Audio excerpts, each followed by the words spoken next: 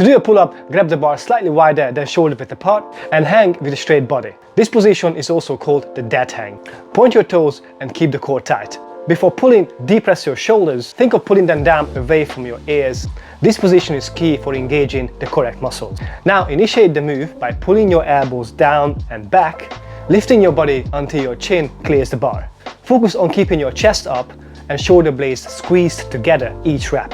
Reverse the motion with control, back to your starting position. Keeping your shoulder blades retracted is a crucial component of proper engaging your back muscles like your lats and your upper back.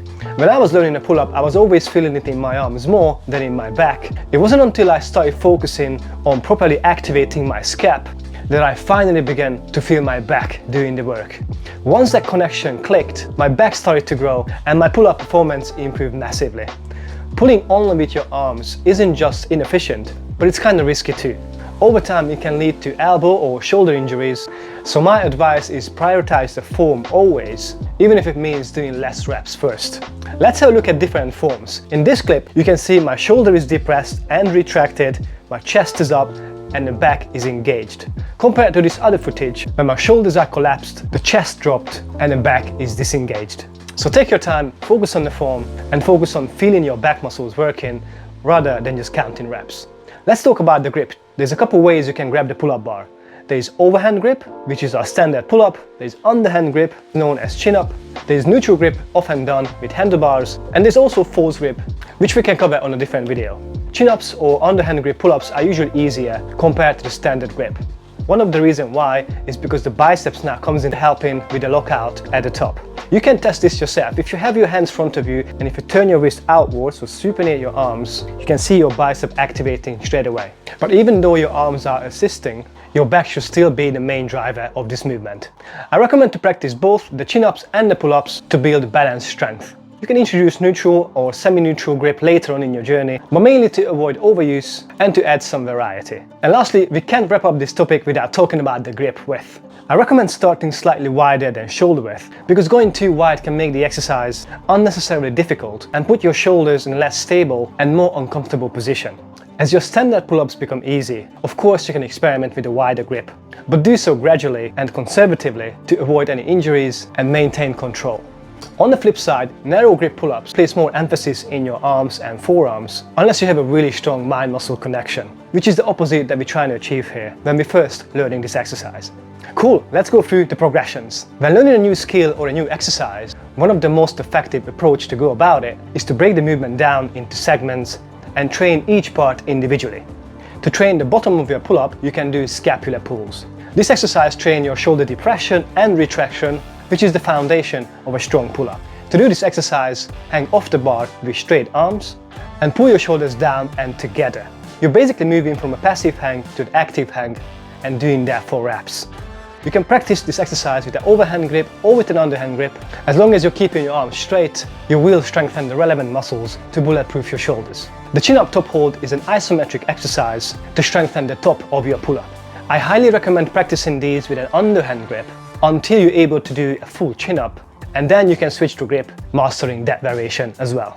To practice the chin-up hold, grab a sturdy chair or a box that allows you to start at bar level with your chin already above the bar. This setup not only helps you to train that top portion of the pull-up, but also acts as a safety net. So just make sure that box is positioned right underneath the bar. Grab the bar with an underhand grip. Remember to keep your chest up, engage the back like we discussed before, and slowly lift your legs off the box, one leg at a time, so that your upper body supports your full weight.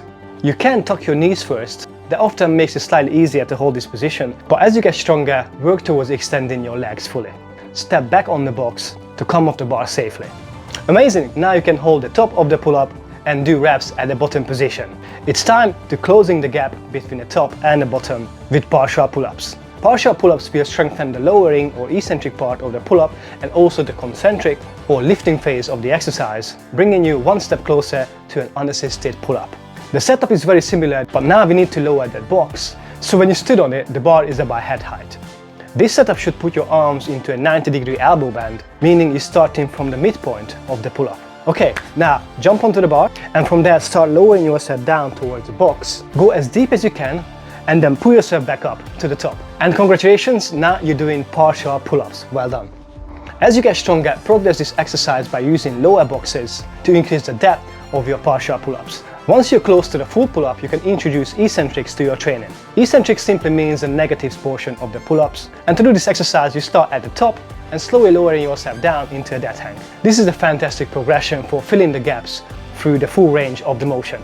Personally, I find it most helpful for improving control between the middle of the pull-up and the dead hang. One important note here though, only use negatives if you can control the descent. If you're just dropping, you're going to increase the risk of injury, so that's a big X. And this is why we've been using a box in the earlier stages. You might be asking, but what about resistance bands? And I left this topic for the last for a reason.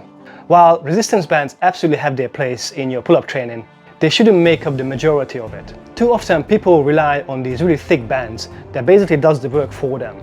They're skipping all these essential steps, which can stall or delay their progress. But that said, when bands are used wisely, they can be a great addition to your training. I recommend using them as a finisher after going through your main progressions, or as a way to increase volume when you can already do a few solid reps. So bottom line, bands are very useful and I do recommend using them. But just remember, it's a tool and not a replacement for mastering the basics. And that leads us to our final topic, body rows. Rows are non-negotiable. The better you get with bodyweight rows, the easier the pull-ups will come to you. I get it, rows are not as flashy as the pull-ups, probably not going to turn heads in the gym, and you're not going to get many little fire emojis on your social media. But I promise you that if you put in the work to master your rows, it's going to be worth it. Sometimes you do have to do the boring stuff in order to get the fancy stuff. But here's the thing, it doesn't have to be boring at all. As you get stronger with the rows, not only will you gain more muscle, but you're going to gain a better scapular control and progress to feet elevated rows, which is pretty exciting. It fires you up, keeps you motivated, and makes the journey actually fun. So don't skip this part, master your horizontal pulling to build the foundation you will need for a strong pull-up.